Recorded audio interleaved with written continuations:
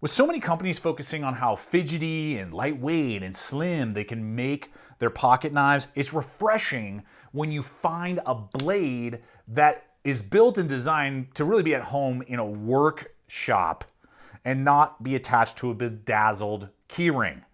What's up, everybody? Welcome back to another blade review here at Gideonstactical. I am Aaron, hanging out with you today, looking at a giant mouse, Ace, Vox, Anzo designed, I'm going to totally butcher this, atelier, which means either workshop or studio in French, I believe is the language that originates from. Blade. That's what we're looking at here today. And in this video, I also want to address an issue that seems to be reoccurring with several of my Italian-made pocket knives, two of which are my Vox knives. Thankfully, this issue can be remedied with some Loctite and a Torx driver, but we'll get to that a little bit later. This is a robust, compact pocket knife with the excellent, very reminiscent of lots of Anzo Vox designs from Giant Mouse, where it's overbuilt a little bit. And it's got that awesome little slit right there, great blade shape and micarta. There are other handle versions as well. And just making it in a compact package, but giving you, like some girth and some beef behind the stock, in the handle, is refreshing.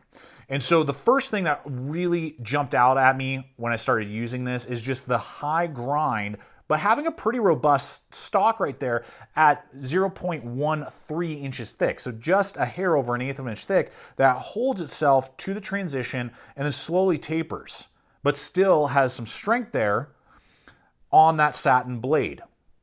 Really well done with a very, very high, almost full flat grind. Not quite, you can see the transition right there. It's a flat grind, but it's very high on a broad blade, great belly. The overall blade length we're looking at is like 2.9, about 2.8 on the cutting edge. Great kind of sweep up harpoon blade shape. I love harpoon blades. They really connect with me. Outside of probably like buoys, they are my favorite, just like if aesthetically, like visually. And because it's on LMAX steel there, LMAX, if you're not familiar with, is a stainless steel that, like 2010 era, was very similar and in some ways has similar properties in the sense of performance to MagnaCut. Now, it's not MagnaCut. MagnaCut outperforms it in many ways, but it has this great balance like MagnaCut does. This great balance of rust resistance, great edge retention, and toughness. So it's tougher than, say, M390. I've found it's a little easier to resharpen. Won't have quite the wear resistance of M390 though. So it's a great high-end, I'm going to call it high-end, stainless steel. And this thing is a little workhorse. I really loved indexing with it. That was one thing that I really enjoyed doing with it, indexing, getting those push cuts. It's because of the blade length, it's very easy to manipulate, and I like that. I love large folders, but they're not as easy to manipulate. And so when you want a knife that either for reasons of carrying in your pocket, maybe legally where you live, whatever it is, or you just want a more compact tool, you don't need a giant long blade. You want something that's more precise. This is going to be thicker, beefier in some regards because of the stock and just the profile, but very easy to index and great blade steel. I have several blades in LMAX now. And the deployment is nothing to balk at either. A little blade like this, yes, it doesn't have a push button. Yes, it doesn't have a crossbar. And don't get me wrong, I love crossbar locks and I enjoy push button locks.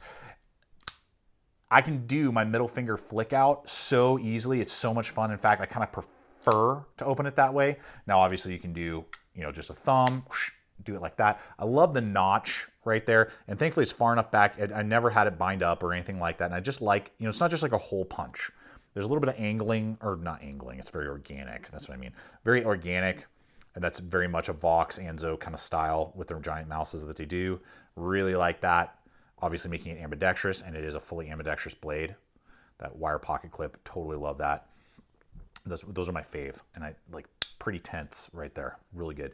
So on ball bearings, this runs on ball bearings, caged ball bearings, and then we have a crossbar, stop bar right back there that kind of encapsulates the spine kind of encapsulates it right there. Now it's got liners on either side, just double checking. Yep, liners on the micarta, liner on this side, liner lock, which is, you know, kind of basic at this point. I'm going to be honest. I would have loved to see this in a lock back, which is like totally retro, but it totally gets the job done.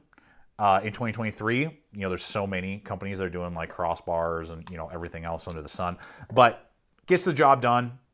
You know, so if it had, to me, if a knife has a liner lock, the rest of the knife really needs to stand out. This knife absolutely does do that. So it hits exactly where it should, moves out of the way. When we open it up, you know, because of the ball bearings, I'm going to get a slight rock, but it's none up and down, 0 up and down.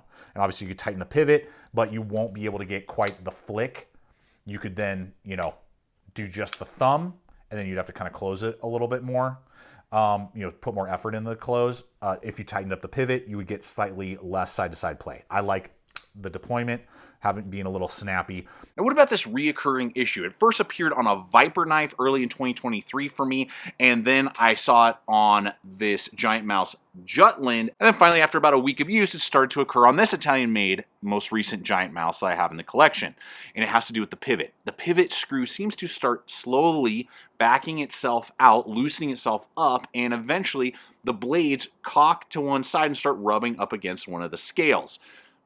It means that either there's not enough or the lack thereof of blue Loctite being applied to the pivot. Now, thankfully, it's a super easy fix with a T8 Torx driver bit with this particular model, and then some blue Loctite. Just back out one side of the pivot, add the blue Loctite onto the threads, back it down, make sure it's got the tension that you like, let it sit overnight, and then I have not had the issue reoccur after having done that myself. But when you're spending this type of money on these premium fit and finish and materials, it's a little annoying to have to do that yourself, and it would be nice to see the Italian manufacturers, I guess, add some more Loctite, I guess, to those pivots and make sure they're not going to back out. And leave a comment below. Let me know, have you experienced this issue on some of your Italian knives that you own in recent years? Now, what I love is when a liner lock is basically flush and there's just a little light hit of jimping right there. I love this style. If you're going to have jimping, this is the way to do it. There's some right there.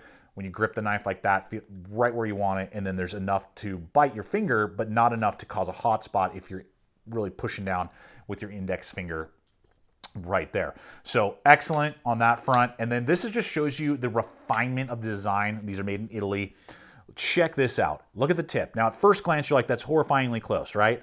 It is just enough in there, and it has a great detent. The detent is like really kind of like, let's see if we can get it. There you go. Boop, sucks it in. I cannot snag this for my life, which is so good. Even if I put my meat of my finger in there, I can't catch it. So it just goes enough. The tolerances are superb. Superb, like fine wine and cheese. This thing is excellent in that regard, being right where you would want it on that backspacer. Very cool backspacer, a little hit of jimping right there as well.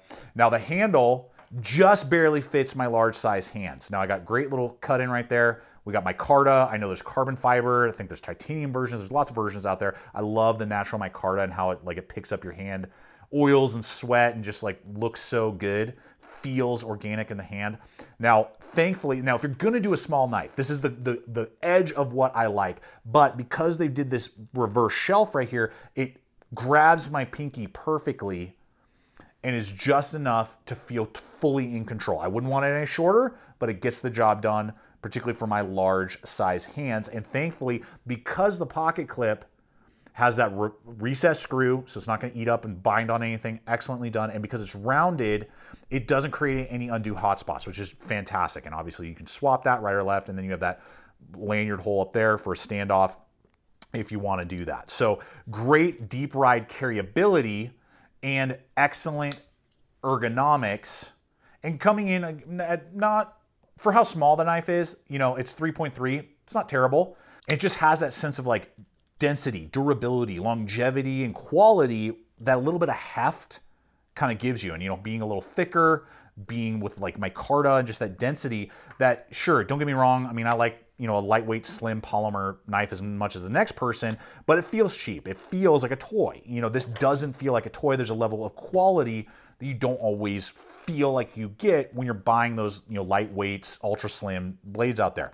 Now, and the girth actually helps with the ergonomics, which is great. Now, I actually got this through one of our regular partners and sponsors here at the channel, Huckberry, who is becoming more and more a great location to pick up EDC gear and equipment, including multi-tools. They're carrying a great selection of Leathermans now. Lots of giant mouse blades are now being carried over at Huckberry, as well as tons of other gear and equipment. So they hooked me up with this model, and I'll have a link in the description below to the affiliate networks I regularly partner with. And there is, for first-time buyers, a 10% off promo code you can use towards your purchase of tons of gear over there at Huckberry, including this blade. So at $215, which is what a lot of giant mouse blades, you know, that's the normal going rate. When you tack on 10%, you know, if you haven't purchased through Huckberry before, that's a significant, you know, bonus right there to get yourself into these Italian-made giant mouse blades. So excellent. Now at $215, obviously that's a pretty penny for a compact pocket knife. If you like the idea, there is a larger version, very similar profile. It's going to be more, obviously, and I believe it's called the Giant or something like that. That is available in, I believe, LMAX. And then there's also, if you want kind of a different profile, there's the Jutland. You know, those are available as well. I love this blade. Micarta G10 options, LMAX. I know there's a variant with, I think, is it not vanadium, but I can't remember the blade steel off the top of my head, sorry. But, you know, got like a clip point, larger blade, much longer handle. So if you want like a full size, but you like all of the vibe that you're seeing here, that is an excellent option, about the same price, $215 as well. So now, having owned a few giant mouse blades, I mean, the attention to detail, the quality, I've always, it's just great. And so now there's like variants, you know, you can get larger blades, you can get smaller blades, depending on what you're interested in. And for a more compact folder, this does have a lot going for it in this little compact package, and it doesn't feel like this little tiny Lilliputian, you know, like blade. You can actually get some heavy duty work done and have excellent wear resistance and have a good girthy handle to boot, and it doesn't feel like you're holding like a cheap toy. So guys, that's me, my mileage with this little guy here. Let me know your thoughts. Leave a comment below. Do you like the Anzo Vox designs from Giant Mouse? Do they connect with you? Do they not? I always appreciate your guys' feedback. Always appreciate you guys coming over today and checking out the videos. Check out the other video popping up, and if you haven't subscribed yet, I invite you to subscribe. And until the next video, always remember, stay equipped, stay prepared, and I'll see you out there.